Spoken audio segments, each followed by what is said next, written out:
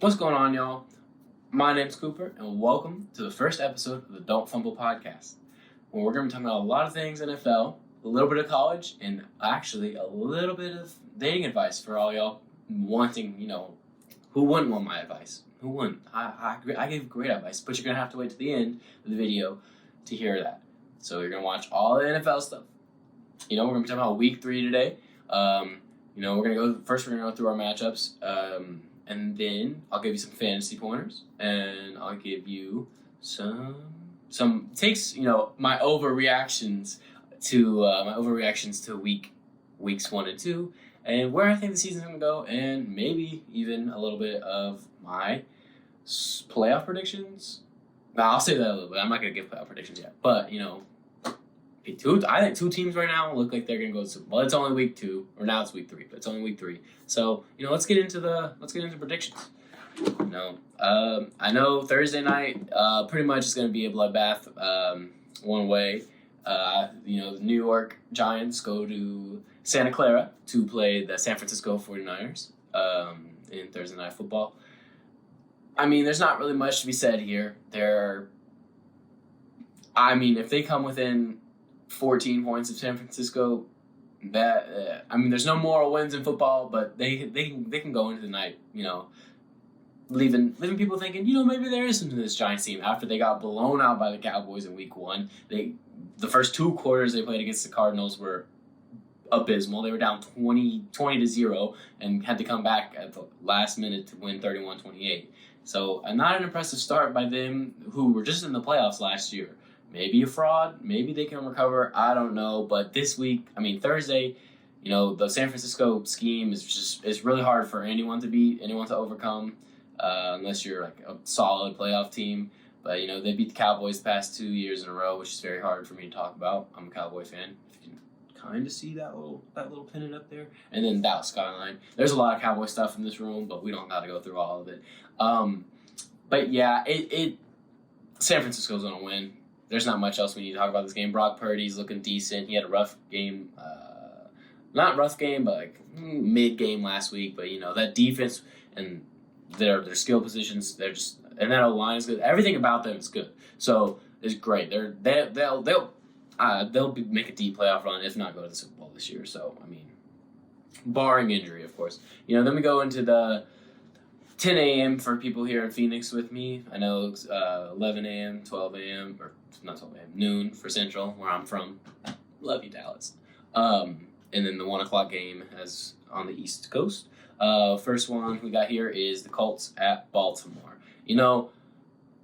2 divisions that really, the AFC South for the Colts, all of them are pretty bad except for the Jags. They are most likely going to win that division, the Jags. So, the Colts, especially if they don't have Anthony Richardson this week, especially don't have Anthony Richardson this week,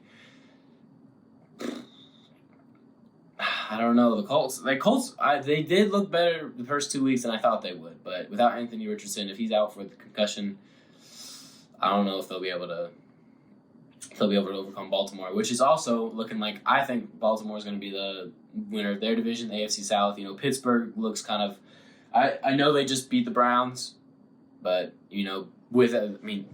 it's the division game. AFC North football is really gritty, is like they call it, is what they like to say. But, Baltimore, if they can stay healthy, if Lamar can be healthy, I know they lost J.K. Dobbins, but if they can stay healthy, obviously health plays a role in everything, but Baltimore, I think, at Baltimore too, this looks like it's going to be Ravens. I don't think it's going to be close. I could see it, but I personally don't think it's going to be close.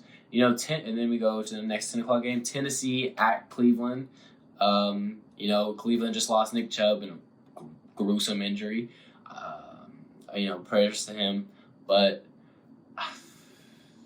Tennessee, they kind of put I don't know. I'm feeling Tennessee in this one. I know Casey, Browns fan, I know here is not probably going to be happy about that one, but, I think Tennessee, the Browns did sign Kareem Hunt, so, he knows the scheme, they're signing him. But I think they lose this one. If they're going to recover, they'll recover next week, but I think Tennessee's got this one. Ryan Tannehill, he's not always anything special, but Derrick Henry just run Derrick Henry, and then Traylon Burks, not looking bad, but yeah. And then an interesting one is next: Atlanta at Detroit. Atlanta's 2-0. They just beat the Packers. They just made came back against the Packers. And then Detroit lost a tough one against Seattle. That game went into overtime. Jared Goff threw a pick in the worst time he could. He went, I don't know how long, but it was like fourth best in the NFL ever of a consecutive streak of not throwing an interception. And he threw it, and it cost him, worst possible time. But I think the Lions recover, bounce back here, and they beat Atlanta. Atlanta, they could win their division. Their division is also pretty poopy. They could very well win their division. But I'm giving this one to Detroit. They're going to bounce back. They're going to recover. Jared Goff looks actually really good. There's not a lot of NFC teams that could that are very good. Sorry. It's very lopsided in the NFC as opposed to the AFC. But Detroit looks really good. I think they just got unlucky last year, or not unlucky, but anyways, we're gonna go on. Next is New Orleans at Green Bay. So Green Bay, I'm now first. Hold on, let me put. That's my bad. I should have put it on Do Not Disturb a long time ago. Now we got New Orleans at Green Bay. First game at Lambeau. First 2 weeks we're away for the Packers. I don't know if Aaron Jones is going to be back, and then Christian Watson. New Orleans is also 2-0. So but I don't think that's going to last very long. But Derek Carr could lead them, and you'll learn on this podcast that I do not like Derek Carr. Not as a person. He's probably a good person, but the way he plays the NFL, he literally just chucks the ball up whenever he needs it, whenever it's a third down or whatever, or their last minute, whatever. Whenever they need it, he'll chuck the ball and draw it up. It makes me mad. Draw it off. I'll bleep that out. Okay, you'll know that I don't like Derek Carr. Because all he does is draw a pass interference call whenever he needs it. He can't complete a pass. So he's gonna just make the he'll make the football. I'm getting okay. I gotta calm down. Anyways, and then Jordan Love, I think is doing pretty well actually, and I think the Packers, despite missing Aaron Jones and Christian Watson, I think they could pull this off. Give the home opener at Lambeau. I'm gonna give that to Green Bay. Then for our last 10 o'clock game, our early game, we got Houston at Jacksonville. Jacksonville. They're going to win this. Houston does not look very good. They're going to be, I think, either the worst team in the NFL or second to worst. And it doesn't matter because they're not going to get their first round. That belongs to Arizona. But yeah, the Jags, even though they just lost to Mahomes and the Chiefs, I'm going to give it to the Jags. Very easy choice. I think they could be a very, very, very good team this year. And then we got, I'm sorry. It wasn't our last. We still got a bunch of 10 o'clock games. What was I talking about? Then our next one is Denver at Miami. Miami looks really good this year.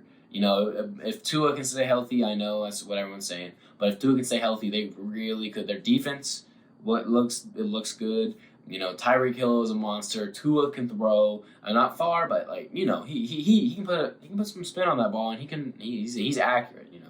He's an Alabama quarterback, but that Miami's looking really good. Sorry, Mama. My mom's a Denver fan. I gotta go against y'all. Miami's gonna win that one. Pretty handily. Then. There's not a lot of tough games this week, but I think one of our most competitive is going to be Chargers at Minnesota. Brandon Staley, as a defensive coordinator, he's not a head coach, but as a defensive coordinator for Super Bowl team, that your defense looks pretty poo. it's probably the worst defense in the NFL, or one of. But Minnesota has a habit of playing down to their competition, but the Chargers also have a habit of blowing things at the last second. So this is tough because I feel like both teams are very good at blowing it and winning and losing games if they should win. Which the Vikings won a lot of games last year, but it seems like they're having the opposite effect this year.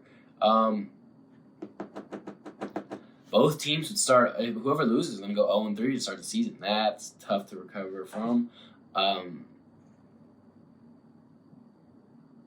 Give me the Chargers. I think they figure it out. Hope Justin Jefferson goes off for my fantasy team, which he will against that defense. But the Chargers. I gotta go Chargers. And then now we got Patriots at Jets. Obviously, Aaron Rodgers' injury is huge for the Jets, and the Jets are coming off of getting demolished by the Cowboys, 30-10. They got Zach Wilson in, and the Patriots honestly have had close. Both games have been close. They just start off so far behind that they're trying to get back and they can't. Week 1 they went against Philly, and as a Cowboy fan, I was cheering for them to beat them. But they started off 16, down 16, and they came back, made it a game, lost because the receiver couldn't get their foot in bounds. It is what it is. It's a loss on the calendar, but and then they played the Dolphins on Sunday Night Football, which they were down a lot in that game, but then they came back, made it interesting. And the Dolphins are a good team, right? So I think the Jets are on the decline, and the Patriots. I think they're going up. I think New England wins this one, but it's a division game, so I'm gonna keep it close. Then we got Buffalo at Washington. I think they're both two. If Josh Allen can keep the ball in the offense's hands, I think it's pretty easy win for Buffalo. Commanders are competitive. But they can be. Sam Howell is going to be fun to watch. He's a very interesting quarterback to watch. I've watched him for the past 2 weeks, and they're 2-0. Washington, they have a better record than Buffalo, who I wouldn't have thought that. But at Washington, I think it's going to go. I think Buffalo's got this. I think Buffalo will win. But Washington's pretty scrappy. I'll keep it close as well. I think Buffalo wins by a field goal. And then next, that was a 105. Or no, that was our last 10 o'clock game. That was our last early game. So then starting off the 105 games, the afternoon games, we got Carolina at Seattle. Based on how Carolina played Monday night, and Seattle, Gino looked better this week than he did in week 1. Kenneth Walker looks great. He's a great fantasy running back. If you play fantasy, I'm sure you know that. But I think Carolina's going into Seattle, and they're going to go back home with a loss. Seattle's got this one, and I think they win by a touchdown. Next, the game I'll be at this Sunday, Cowboys at Cardinals. Everyone's expecting Cardinals to suck this year, and they pretty much are. They're 0-2, yeah. The Giants, I couldn't remember if the Giants won or lost for a second. Which is sad for the Giants. The Cowboys look great. We always say it's our year, but I'm not going to go that far yet. I've been duped too many times. We do look good. I just praying that our defense stays healthy, our O-line stays healthy. And, Dak is actually taking care of the football. He's proven all the people in the media wrong and proving all his haters wrong, which I'm happy to see because he's a good guy. But everyone knows he's a good guy. Walter Payton Man of the Year, by the way. Just saying. But yeah, I'll be at this game, and I'm expecting a demolition again by the Cowboys, starting 3-0. That's a great start, but the last 2 times, Casey, second mention, by the way, you're welcome, Casey. Casey sent me a thing on Instagram today saying the past 2 times the Cowboys started 3-0, we missed the playoffs. I remember 2019, the second time was in 2008, but this team, I don't think that would happen to this team unless the injury bug flew into Dallas and just infected literally everybody. So I think Dallas wins pretty handily. It could be the biggest blowout of the week. Next, Never mind. Next, we got Chicago at Chiefs. Chicago for me has been a very big disappointment. Yes, I'm one of those crazy people that thought they might actually be good this year. Justin Fields, bad. Look, blaming the coach. But, Chiefs are healthy. Chris Jones back. Travis Kelce's back. The Chiefs are going to win. At Arrowhead, Chiefs are going to win pretty handily. If it's not, they could win by 20 points. Oops. Keep dropping that. Okay, and then our Sunday night game, Pittsburgh at Las Vegas. Pittsburgh against the Raiders. Gonna be honest, have not watched a lot of the Raiders, but I think Jimmy G could get this done in primetime. I think Pittsburgh did not look good. Pittsburgh did not look good. Sorry, unless they keep it a low-scoring game and T.J. Watt really takes this game over. I think Raiders and the Jimmy G. I think Devontae Adams goes off. And I think the Raiders got this. Then we go to Monday, doubleheader again. You got Philly at Tampa. Now, unbiasedly,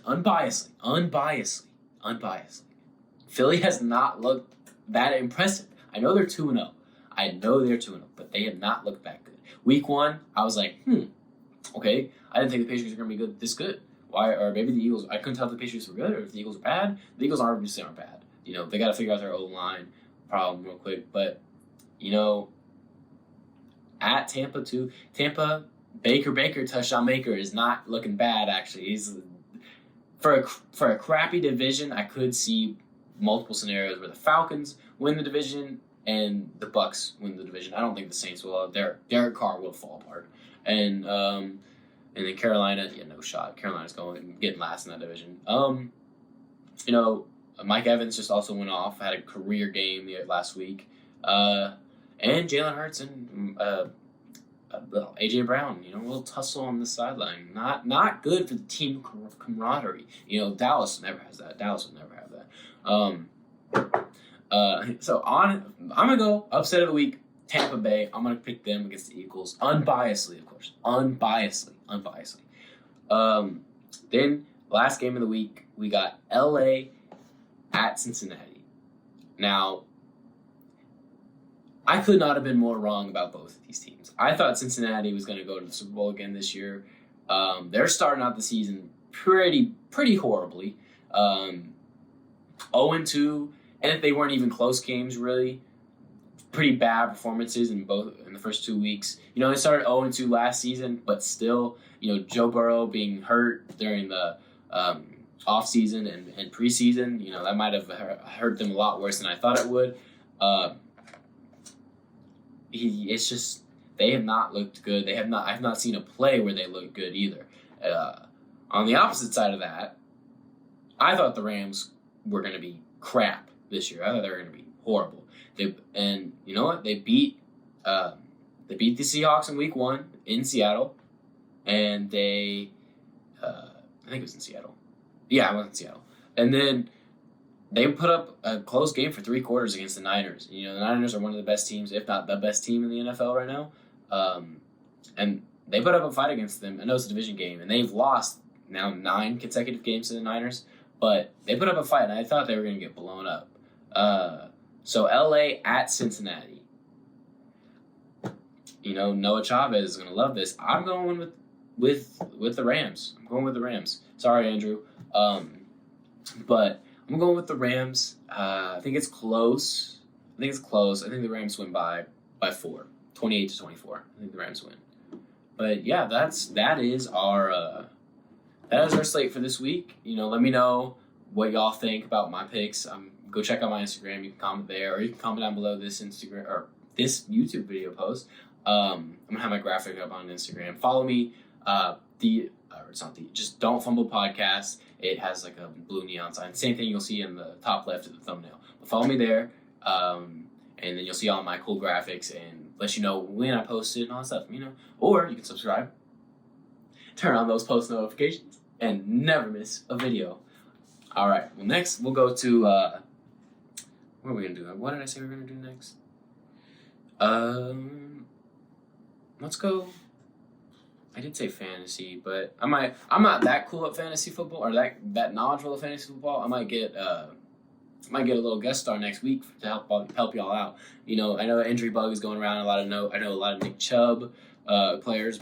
Myself, I'm one of them. I'm waiting for Alvin Kamara to get off the suspension. But next week I'll have that. We'll keep the first episode short. So let's go on to our dating advice. I'm gonna show you how to keep control of that ball and don't fumble the relationship that you're looking to have, or you have. Maybe you're having a little trouble in your relationship. I'm gonna show you how to don't fumble the bag right now. So, as I was talking to one of my friends earlier, shout out Jordan. In football, communication is key. The Cowboys off season, all the players talking about how they were communicating better this season, this year. The communication was so much better than last season. Mike McCarthy, I don't know. Mike McCarthy's calling plays now. Big Mike is calling plays. I'm happy. Love it. Love how he's calling the games. Anyways, not a Cowboys segment. Don't know why I turned it into it. But the coach always, or not the coach, the play caller and the quarterback always need to be on the same page. Without that communication, that drive 3 and out. They're not going anywhere. That drive's over. You're not scoring points. You're not kicking a field goal. You're not getting anywhere. So communication between them, that same communication that NFL coaches and players have, so it's you and your partner need to have. Talk to each other.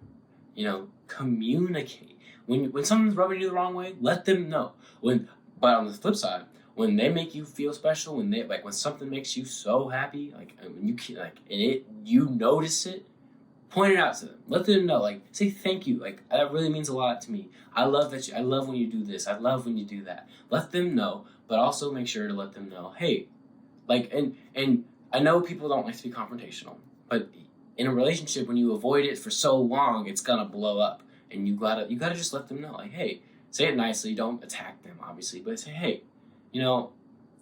I've been thinking about it. This kind of is. I don't know why. I don't know how, but it's just really bothering me. And how could we work on this to compromise? Maybe a little tease of next week's segment. How can we work together to make each other happy? Just communicate. You know what I'm trying to say. Just communicate. And I'm talking with my hands. I hope I'm not distracting you, but just communicate, y'all. Communicate. And, let me know if you want to guest star, comment down below. Give me an example of your relationship. Maybe how communication helped you. Maybe if you're ballsy enough, how lack of communication didn't help you. And I won't say names, but just know if you are. You can even DM me on Instagram, Don't Fumble Podcast, and let me know. And maybe I'll mention you anonymously, or I'll give you credit next episode. But yeah, so I'm looking forward to this season with y'all. I'll keep the first episode short. Looking forward to it. Next week I'll have more segments. Hopefully a little longer podcast because I know y'all love to hear me talk. Sorry, I make myself laugh. But yeah, so I gave you my predictions. I'll keep a record of that, and then we'll talk about it next week. I don't know when I'll post next week, but the date that I post next week, day of the week, is probably going to be what I post, the day I post on every week for the rest of the season. Can't wait to spend this NFL season with y'all. And yeah, I hope y'all enjoyed the first episode, and I can't wait to have y'all back next week.